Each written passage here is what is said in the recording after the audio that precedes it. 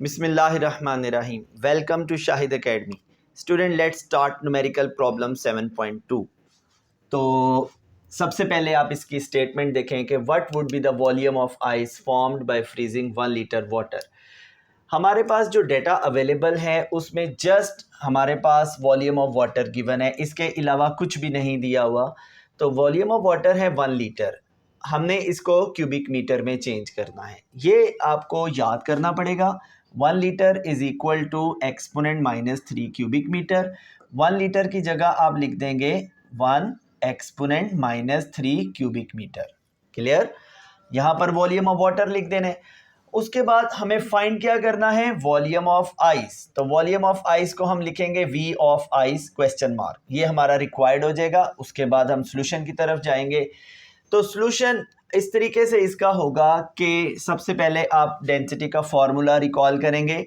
Density is equal to mass over volume, और mass अगर निकालना हो तो क्या करते हैं? Density multiplied by volume. ठीक है, तो यहाँ पर आप देखें कि आपके पास वाटर मौजूद है और उस वाटर को आपने आइस में कन्वर्ट करना है।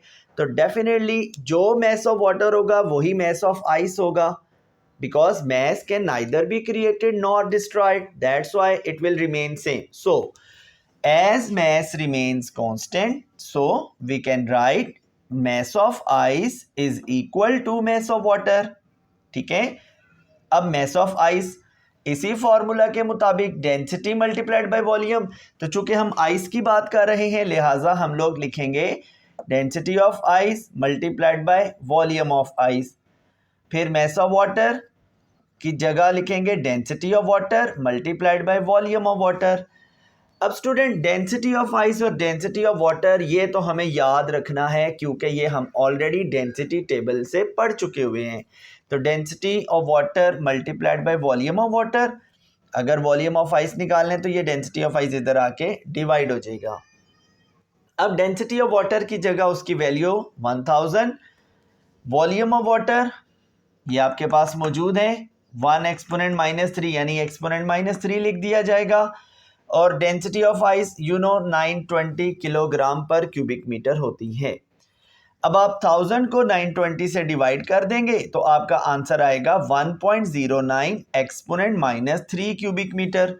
बट स्टूडेंट, आपको पता है कि यहाँ वाटर का जो वॉल्यूम है वो लीटर में दिया गया था, लिहाजा आइस का वॉल्यूम भी आपको लीटर में मालूम करना पड़ेगा। तो उसके लिए आप जानते हैं 1 litre equal to exponent -3 cubic metre. तो एक्सपोनेंट -3 की जगह पर आप क्या लिख दोगे? Litre, because exponent -3 cubic metre ये वाला पोर्शन किसके इक्वल है? लीटर के। तो इस पोर्शन की जगह पर आपने लीटर लिख देना है, 1.09 एज इट इज आ जाएगा। ये हमारा आंसर आएगा। जी स्टूडेंट, अब हम 7.3 न्यूमेरिकल स्टार्ट करेंगे और 7.3 न्यूमेरिकल का फर्स्ट पार्ट पहले देखें। Calculate the volume of an iron sphere of mass 5 kilogram. मतलब एक ये हमारे पास डेटा अवेलेबल है, mass which is 5 kilogram. The density of iron is 8200 kilogram per cubic metre. तो सबसे पहले आप यहाँ पर लिखेंगे गिवन। गिवन में हम लोग लिखेंगे मैस। मैस है 5 किलोग्राम। मैस को आप जानते हैं एम से रिप्रेजेंट करते हैं। 5 किलोग्राम मैस है और जो डेंसिटी है वो है 8200 kilogram per cubic metre. This is the density. Required में आप लिख देंगे वॉल्यूम।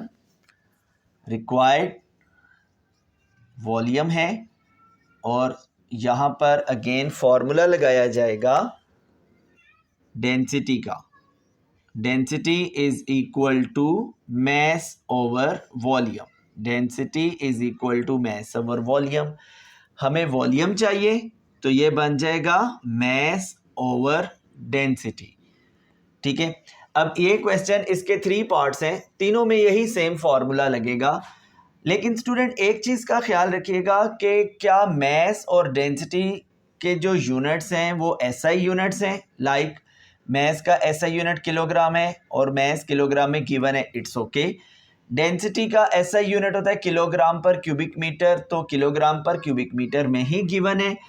बिलफर्ज अगर ग्राम पर क्यूबिक सेंटीमीटर में होता तो आप फिर इसको किलोग्राम पर क्यूबिक मीटर में चेंज कर लेते, या फिर आप 5 किलोग्राम को ग्राम में चेंज कर लेते, बिकॉज यूनिट सेम होने चाहिए। ये नहीं होना चाहिए कि मैस किलोग्राम में है और डेंसिटी ग्राम पर क्यूबिक सेंटीमीटर में है, तो वो आंसर ठीक नहीं आएगा, ठीक है। लिहाजा यूनिट सेम होने चाहिए। अब इसमें मैस की जगह उसकी वैल्यू पुट कर देंगे और डेंसिटी की जगह उसकी वैल्यू पुट कर देंगे। उसके बाद आप इसको कैलकुलेटर से सॉल्व करेंगे तो आपका आंसर आ जाएगा 6.1 एक्सपोनेंट -4, 6.1 एक्सपोनेंट -4 क्यूबिक मीटर, ठीक है।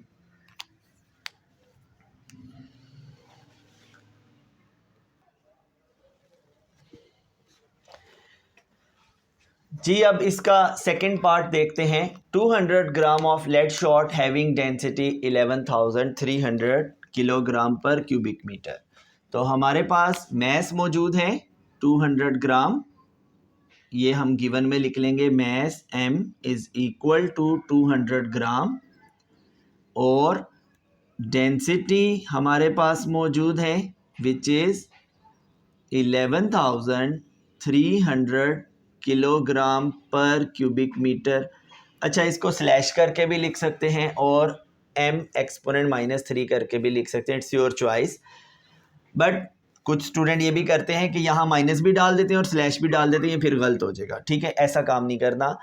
अच्छा स्टूडेंट, यहाँ पर देखिएगा कि डेंसिटी जो है वो दी गई है किलोग्राम पर क्यूबिक मीटर में, जबकि मैस दिया हुआ है ग्राम में। अभी मैंने पिछले न्यूमेरिकल में यही बात आपको बताई कि जो भी यूनिट है मैस का और डेंसिटी का वो सेम होना चाहिए।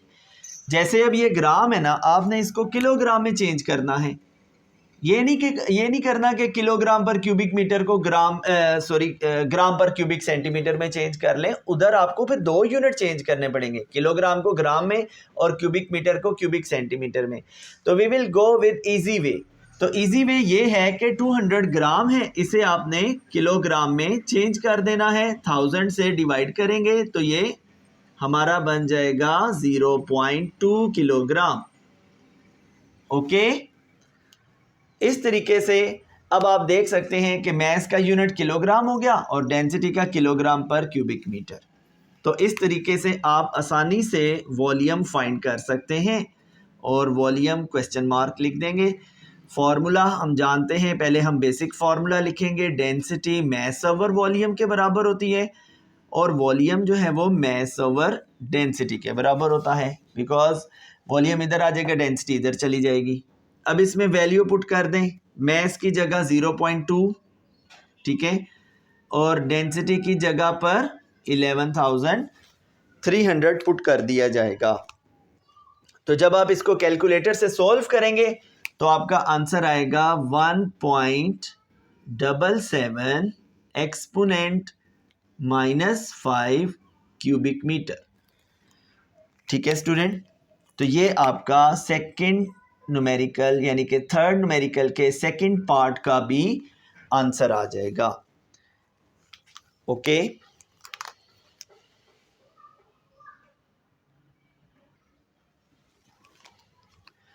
Now move toward numerical number 3, मतलब थर्ड पार्ट ऑफ 7.3। और इसकी स्टेटमेंट क्या है? A gold bar of mass 0.2 kilogram, ये एक चीज़ गिवन है, और density of gold is 19,300 kilogram per cubic metre. तो स्टूडेंट गिवन में आप लिख लोगे मैस है 0.2 किलोग्राम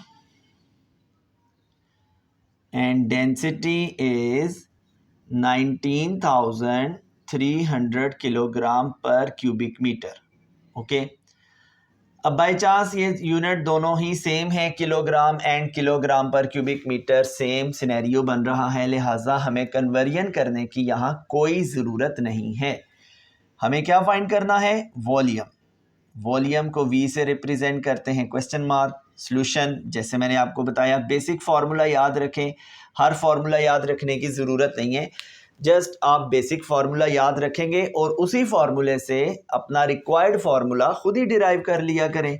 जैसे बेसिक फार्मूला है density is equal to mass over volume, और volume is equal to mass over density. अब आप इसमें वैल्यूज पुट कर दें, मैस की जगह 0.2, डेंसिटी की जगह पर 19,300।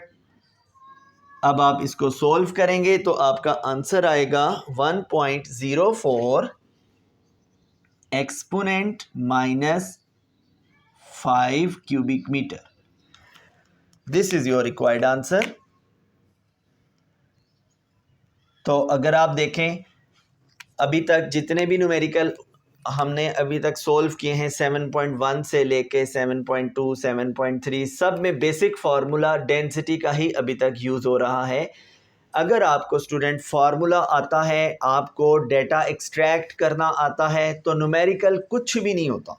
सो सिंपल, जस्ट टेक्निक ही होती है कि आपको फार्मूला पता होना चाहिए और साथ ही साथ आपको वैल्यूज़ का पता होना चाहिए कि गिवन क्या है और रिक्वायर्ड क्या है। बस ये एक छोटी सी टेक्निक होती है, इसको फॉलो करें, न्यूमेरिकल कभी तंग नहीं करेगा आपको। Thank you so much student, अपना बहुत ख्याल रखिएगा। अल्लाह हाफिज़।